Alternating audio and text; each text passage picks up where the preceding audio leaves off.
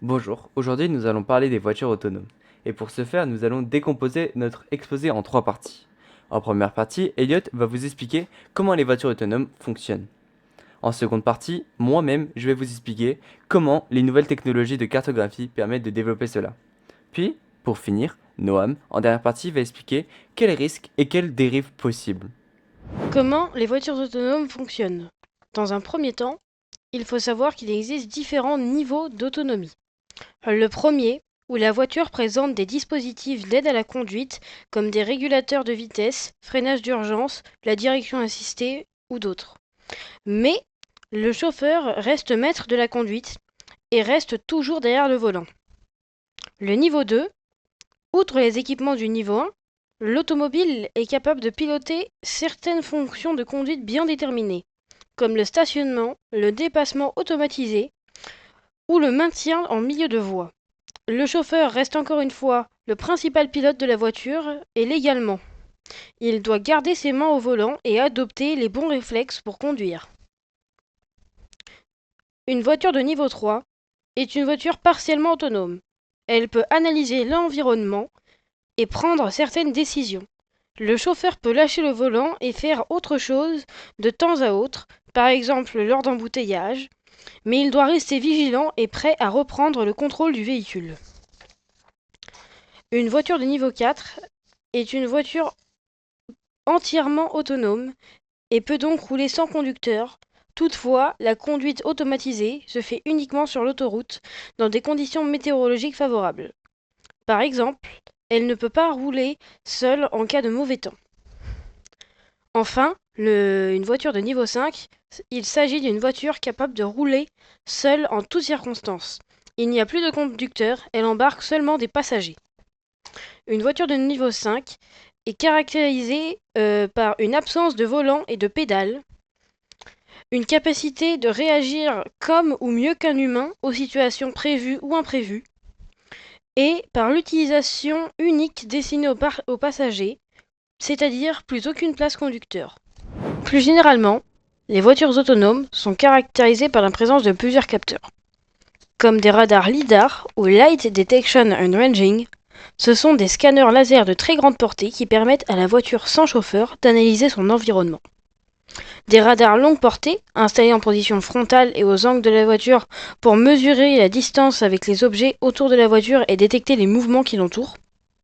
Des capteurs ultrasons qui servent à repérer les obstacles et des caméras à 180 degrés ou caméras frontales trifocales.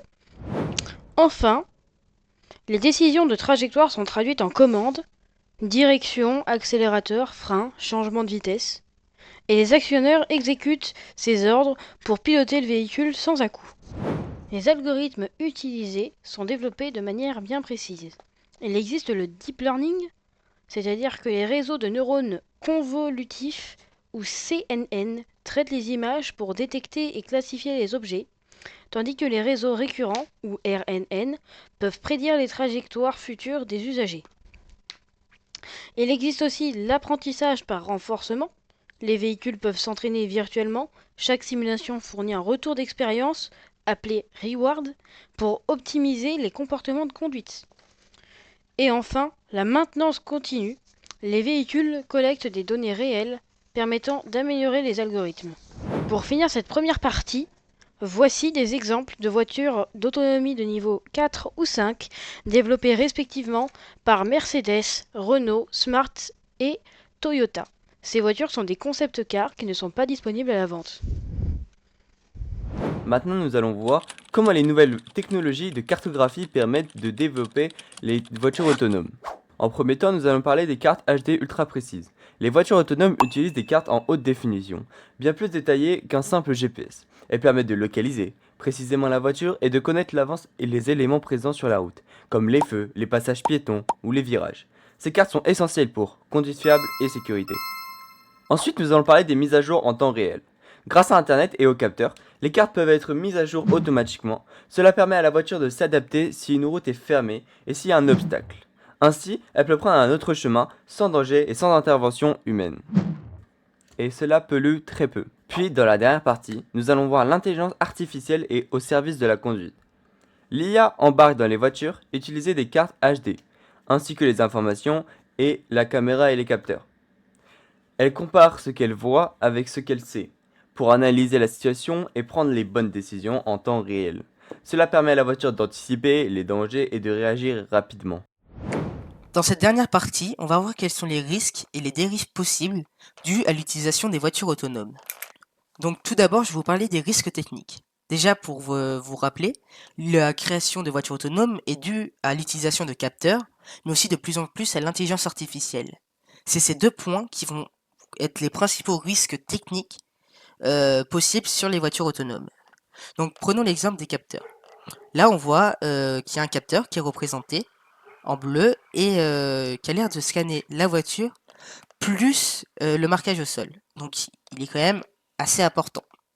Imaginons qu'il y a un dysfonctionnement technique au niveau de ce capteur. Il pourrait ne pas voir la voiture et le marquage au sol. Ce qui fait que la voiture jaune pourrait se rabattre sur la voiture bleue et provoquer un accident. Donc en fait, les dysfonctionnements sont les causes des risques d'utilisation des capteurs, mais le souci c'est qu'on ne peut pas les empêcher, on peut les minimiser, parce que c'est un objet électronique et peut y avoir des soucis au niveau électrique. Mais on va dire ce capteur n'est pas le plus important. On va prendre par exemple cela là. On voit un orange ici et un rouge. Cela représente les capteurs au niveau freinage automatique et freinage d'urgence. Donc on va dire ils sont quand même très importants. Et ben imaginez-vous à 130 sur une autoroute.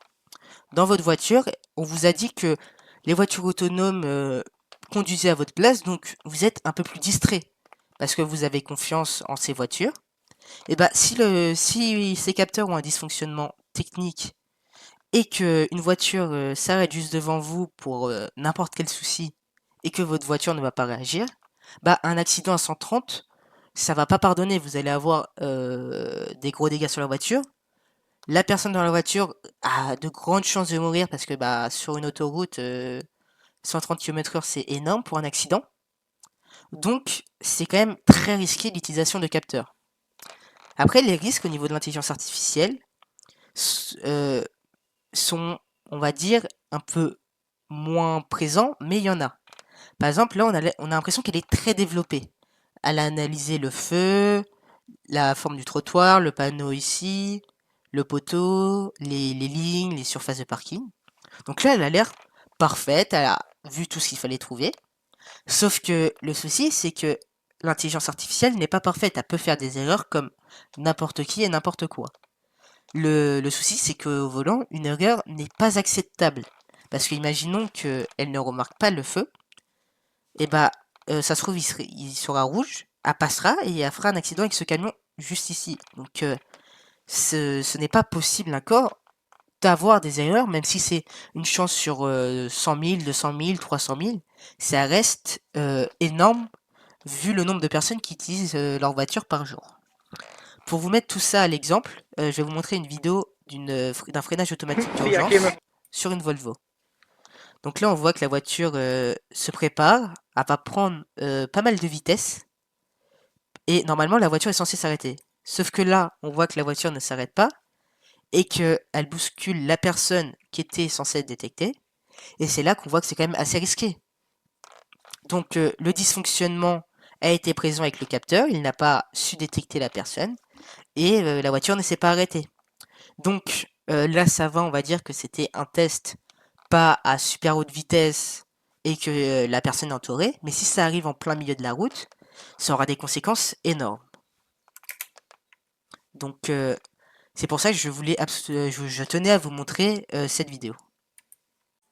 Ensuite, je vais vous parler de quelles sont les dérives possibles. Donc tout d'abord, on va avoir le manque de vigilance qui entraîne des dangers. Donc quand je parle de manque de vigilance, c'est que quand on vous dit voiture autonome, vous pensez à une voiture qui fait tout à votre place quand on conduit. Ce qui est un peu logique dû au terme autonome, ou voilà. Sauf que, comme vu au début de l'exposé, il y a plusieurs niveaux d'automatisation d'une voiture, et tout le monde n'est pas au courant de ces différents niveaux. Donc par exemple, quelqu'un qui n'est pas au courant et qui va acheter une voiture autonome, va faire comme cette personne-là, boire son café et utiliser son téléphone au volant. Sauf que la voiture étant pas faite pour rouler toute seule, eh ben, il y a des risques d'accident qui sont fortement élevés dû au manque de vigilance du conducteur. Après, j'ai mis volonté de faire le buzz. Quand je parle de faire le buzz, c'est une histoire assez récente. C'est qu'il y a des gens qui ont découvert une technique dans les Tesla pour pouvoir conduire sans les mains.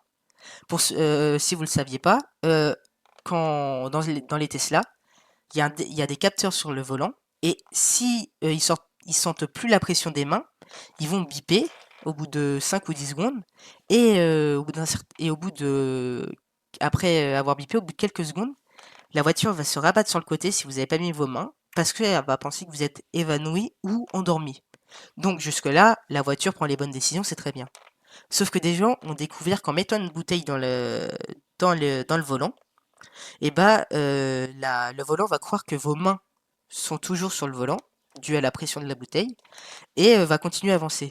Sauf que les gens se sont amusés à faire des vidéos, à les poster sur les réseaux sociaux. Ils ont fait des millions de vues, et donc beaucoup de personnes ont commencé à reproduire ça. Et donc ça augmente les chances d'accident de, de, de dizaines de pourcents. Donc c'est vraiment très risqué. Et le problème, c'est que les voitures étant déjà vendues, il y a peu de chances que le constructeur puisse prendre des dispositions pour empêcher ceci. Parce que voilà, il faut reprogrammer le volant, voilà, donc ça va être très compliqué d'arrêter ça. Donc c'est un gros souci qui se pose actuellement. Après, je vous parle de disparition de métiers. Donc dans les disparitions de métiers, on voit là par exemple un taxi. Le problème, c'est que les voitures autonomes vous conduiront tout seuls et vous n'aurez rien à faire, l'équivalent d'un taxi. Sauf que là, à la différence, c'est que vous n'aurez même pas à payer. Parce que la voiture, vous l'avez achetée et a fait tout à votre place. Donc ces métiers vont disparaître petit à petit et il n'y a pas que les taxis qui seront impactés parce qu'il y aura aussi les transports en commun. Et donc ça va faire chuter l'économie du pays et provoquer du chômage, ce qui n'est pas acceptable parce que voilà, ces personnes ne pourront pas s'en sortir financièrement. Donc pour finir, je vais vous parler des soucis que peut poser la connectivité entre les voitures. Donc la connectivité, par exemple au sein d'une marque, c'est que toutes les voitures autonomes d'un même modèle et de la même marque vont être connectées par un réseau. Ce réseau se met en place grâce à un satellite. Donc déjà, ce qui va poser un souci parce que les voitures autonomes vont normalement être principalement électriques et ça coûte énormément en énergie fossile et au niveau argent. Donc tout le monde ne peut pas mettre ça en place et donc ça va voilà, déjà poser des soucis. Mais si on cherchait quand même un point fort de cette connectivité, on peut dire par exemple que ça éviterait des tonnes de messages envoyés entre les voitures et la marque. Parce que, si vous voulez, une voiture qui va nous coincer dans les bouchons, ça va envoyer un signal à toutes les voitures dans un certain périmètre pour prévenir sur la carte, sur les cartographies, qu'il y a un bouchon à cet endroit-là. Donc, pour ça, par exemple, ça va être très bien. Mais ce qui va poser souci, c'est au niveau des hackers. Parce que les voitures étant connectées entre eux, ce qui s'est passé par exemple avec les Jeeps, c'est qu'ils ont hacké une voiture, ils ont pu prendre le contrôle de 4 voitures. Parce que les voitures étaient connectées entre eux, et donc dès que vous prenez le contrôle d'une voiture, vous avez accès, alors ça va prendre du temps, mais vous avez accès à toutes les voitures qui sont connectées. Donc le problème, c'est que en sachant qu'il y a des millions de voitures qui peuvent être connectées, c'est là où le gros risque va se développer. Et si vous êtes très fort, ce qui peut être le cas, vous pouvez même remonter jusqu'au satellite et prendre le contrôle d'un satellite.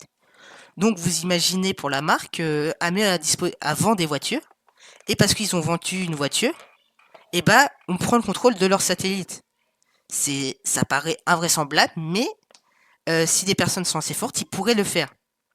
Heureusement, là, avec l'exemple que je vous donnais des Jeeps, il n'y a eu aucun blessé.